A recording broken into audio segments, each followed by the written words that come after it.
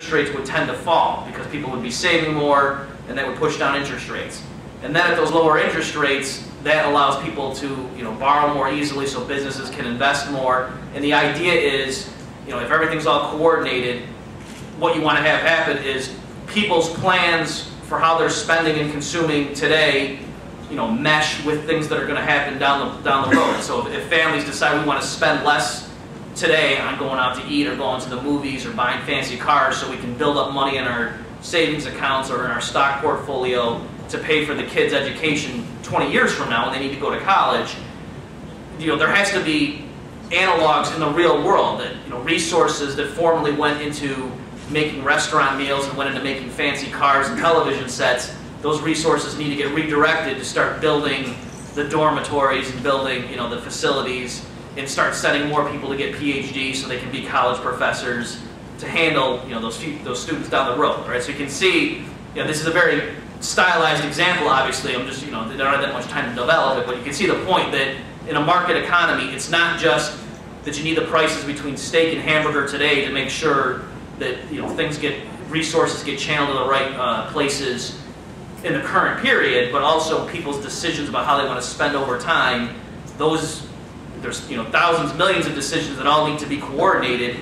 And in the Austrian view, the interest rate is one of the prime ways that a market economy makes sure everything all fits together. So when people are very impatient and they want to consume in the present, interest rates tend to be very high. So if you think about it, a high interest rate puts a penalty on distant projects. So if you're an entrepreneur and okay, I could buy resources at certain prices and build a product that won't be available for 10 years, for that kind of enterprise, the interest rate's really significant. So like a housing developer, somebody who's building very long-term things, interest rates are very important. Whereas if you're a hot dog vendor, you just have a cart and you set up on a street corner and you sell hot dogs, the interest rate doesn't really affect your business that much because you get your inputs and you turn them around pretty quickly.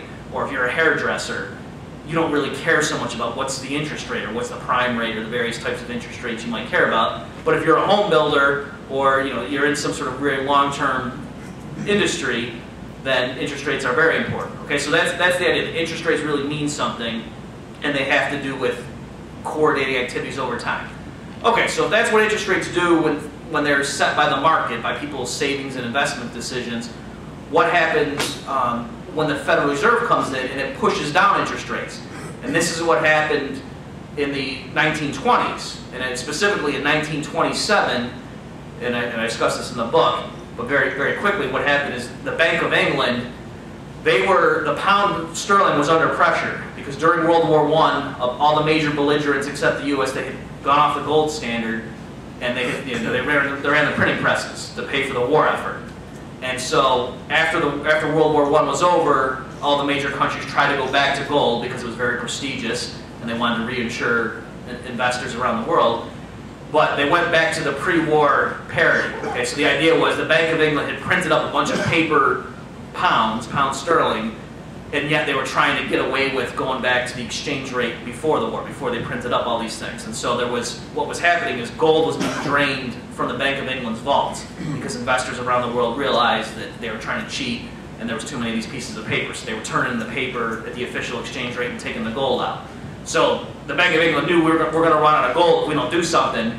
And so instead of deflating, sucking some of those pieces of paper out of the economy and destroying them, or changing their exchange rate to something more realistic, instead they had a meeting with Federal Reserve officials, and they said, how about you guys inflate the dollar? Just start printing up more dollars, lower interest rates in the U.S., and that will take the pressure off the pound.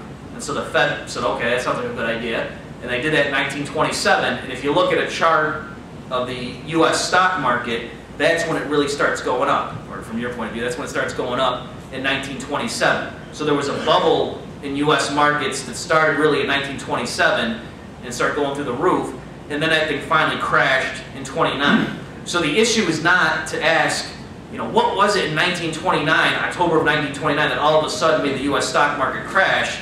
For the Austrian viewpoint, the issue is what was it that pushed up the stock, what caused this bubble to develop, which eventually had to pop, and yeah, it happened to pop in October of 1929, but given that you have this unsustainable bubble, it's going to pop at some point.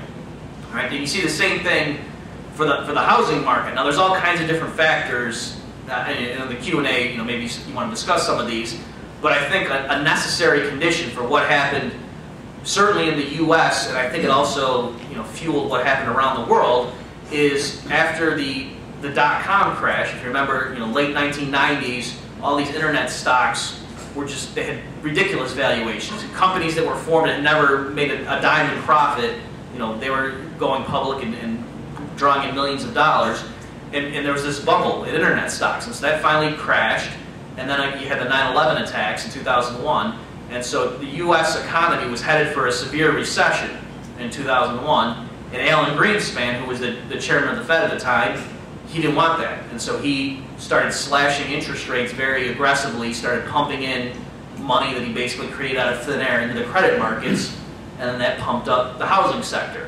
All right, and it's actually ironic. It just came to light. There was a 2002 New York Times op-ed by Paul Krugman. I don't know if some of you are familiar with him, and he's a very left-wing Keynesian economist. And it just came to light that in 2002 he was talking about how bad things were. He had this offhand remark where he said, at this point, the only way that Greenspan's going to get us out of this recession is if he replaces the dot-com bubble with a housing bubble, right? So it's very ironic that he said that, because that is what happened. And now, of course, in this blog, Krugman's trying to diffuse that. It's like, I wasn't recommending it. I was just making this positive analysis. But anyway, so the point is that's what happened in the 2000s. And again, I don't know how much of this filters down to you guys in the Bahamas, but at the time, everyone was calling Greenspan the maestro. Right? I'm not exaggerating. There was a book that came out called The Maestro about Alan Greenspan, and he was supposed to be this wizard that, gee, we should have had a recession. It should have been painful, but nothing really bad happened. Instead, housing prices, people were lauding the fact that housing prices were rising, and that was the first recession in U.S. history where housing prices continued to go up throughout, through that recession in the early 2000s.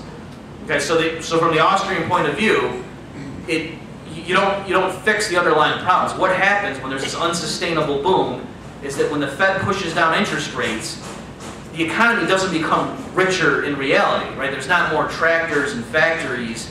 People haven't actually saved more. On the contrary, at lower interest rates, people save less. They go out and start buying plasma screen TVs, or they start buying homes that they think they're going to flip 2 years later, things like that. All right, they go buy fancy cars.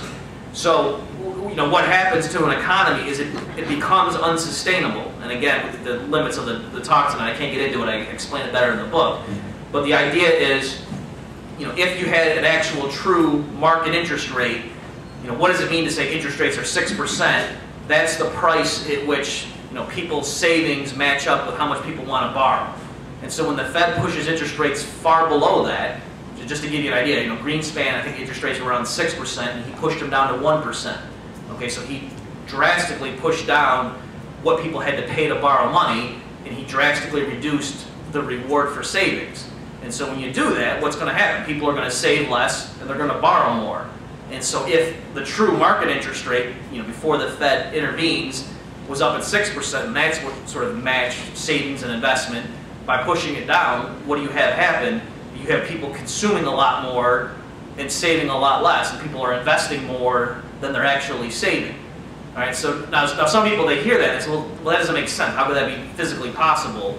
And again, it's a little bit difficult, the time constraints here, but just to give you the intuition, the idea is that the economy is very complicated, and what you can do is, instead of producing machines that replace the machines that are being worn out in normal production, so your regular maintenance, things that are depreciating over time, replacing them, you can redirect the structure of production to crank out more TVs or to crank out more houses for consumers to buy.